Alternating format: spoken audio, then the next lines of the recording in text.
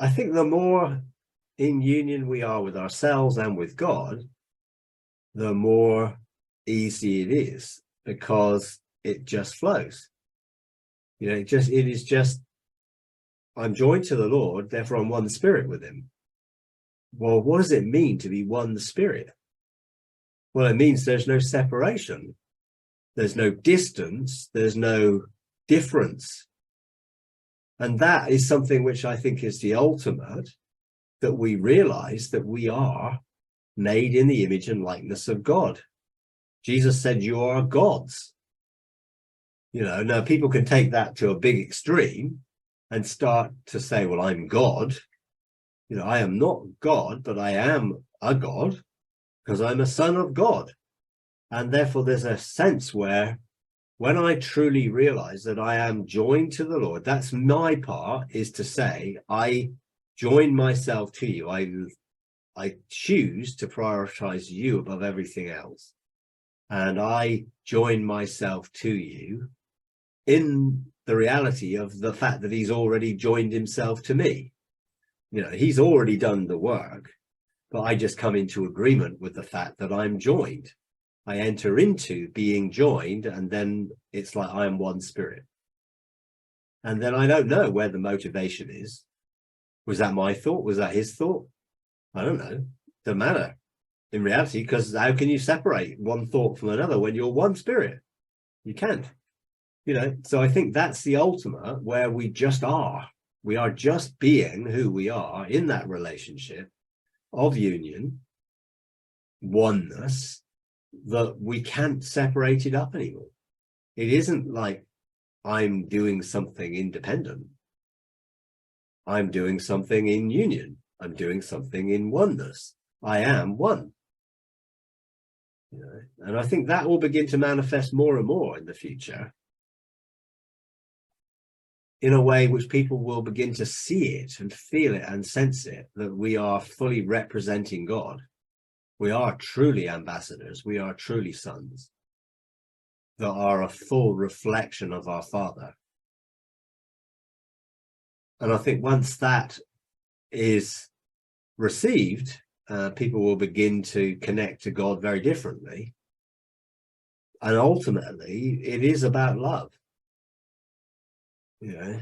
Every motive and thought and intention comes from love. And love wants the best for the other people, for the other person. Therefore, love will enable me to want the best for that person, even when it doesn't feel like it's the best for me, which is not easy. It's not easy to love unconditionally, because we've not been used to loving unconditionally. And when God loves us and we're realizing God loves us unconditionally, it's so hard to fully accept that, because we're conditioned by worldly relationships in that they want something from us. And love, and I obviously looking in relationship and being in relationship and exploring relationship has been very interesting for me, because I'm realizing how hard it is to love unconditionally. And sometimes how selfish I am in wanting something that makes me happy.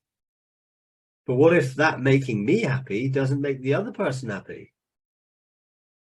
Am I willing to sacrifice me being happy for them to be happy? Because that's unconditional love.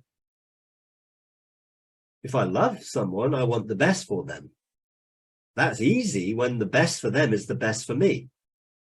But when it isn't, that's where the choice comes. Now, am I really going to love this person unconditionally? Because I'm going to sacrifice myself for their happiness, which is not always easy to do, because that's when emotions do get involved and you're sort of feeling things which actually are contradictory to unconditional love. And I'm not sure if I've ever, well, I don't think I've ever been loved unconditionally by someone, humanly speaking.